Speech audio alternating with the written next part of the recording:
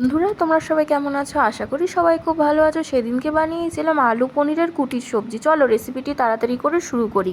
প্রথমে আলু আর পনিরের টুকরোগুলোকে কুচি কুচি করে কেটে নিয়েছিলাম। তারপর আলুটাকে একটু জলে সেদ্ধ করে নিয়েছি। এবার পনিরটাকে তেলের মধ্যে ভেজে নিলাম। পনিরটা ভাজা হয়ে গেছে, দিয়ে এক এক করে আলুগুলোও ভেজে নিলাম। এবার একটা বাটিতে নিয়ে নিলাম জিরে গুঁড়ো, ধনে গুঁড়ো, লঙ্কা গুঁড়ো, লবণ, হলুদ।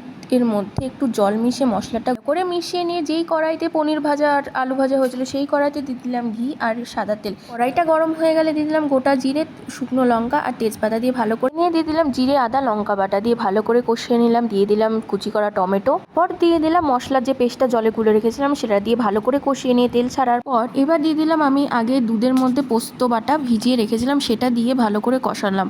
তারপর দিয়ে দিলাম সেদ্ধ করে ভেজে রাখা আলুগুলো দিয়ে আবার একটু নেড়ে নিয়ে পরিমাণ মতো জল দিয়ে ফুটিয়ে নিয়ে পনিরগুলো দিয়ে আবারও একটু ফুটিয়ে নিয়ে নামানোর আগে ঘি আর গরম মশলা দিলেই তৈরি আমাদের পনির আলুর